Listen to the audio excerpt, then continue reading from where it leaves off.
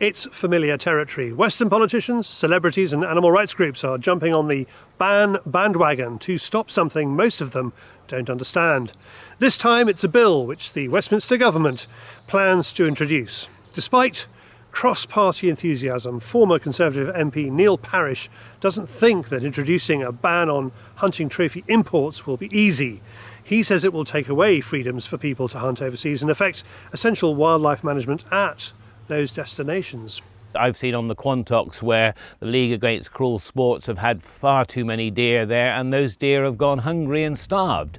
And so, you do need a proper management system. And I think this is, I suppose, where the argument comes down to. If you can actually put forward a very good, cogent argument about the management of the wildlife in that particular country that you are hunting, then there is a reason for keeping that. Neil sees it as a Department of the Environment or DEFRA matter. One thing the West hasn't bargained for is increasing resentment from African leaders who see the laws as wealthy Western countries once again imposing rules that affect their people. That escalates the issue from DEFRA to the Foreign Office. They will naturally take the issue of Africa and those states very seriously. We're also looking at more trade agreements with our former Commonwealth countries and others.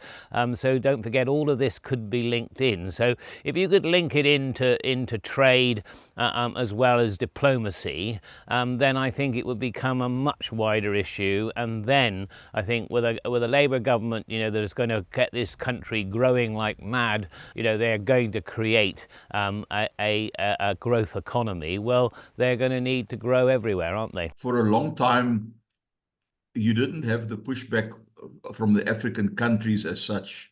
They were pretty much tolerant of it, but this whole thing of colonialism and apartheid and Western worlds trying to dictate and rule everything. Here in South Africa, we sit with 11 official languages. And each one of those is with a different tribe. And so, it's not racism that's prevalent, it's tribalism, because one tribe still feels they're dominant over another tribe. And, so there you've got that internal conflict with them as well. The common enemy at this stage is anybody that says, we should be doing things like the West does things. There have been several failed attempts to push through a ban. One of the animals mentioned in a recent bill is polar bears, which the International Union for the Conservation of Nature currently classifies as vulnerable, not endangered. Government-sanctioned polar bear hunting quotas mean the Inuits in Canada can sell hunting tags to foreigners, which injects cash into their communities and also provides meat and fat from the bears. Despite what animal rights activists claim, the same goes for animals hunted in Africa. There's no difference between trophy hunting and normal meat hunting.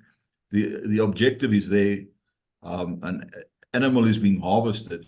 It's just the use that is different at the end. Everything's being used.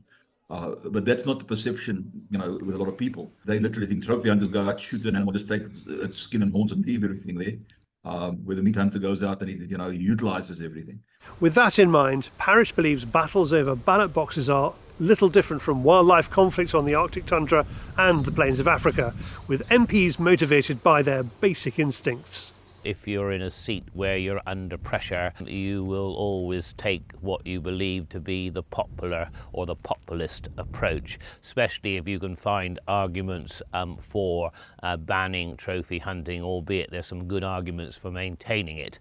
And I think that is the nature of politics. And it's not nice, but it is, again, survival. The two main UK political parties have both made manifesto commitments to banning trophy hunting imports, or as we see it, trying to replace African wildlife with cattle, because that's the first result if it becomes law.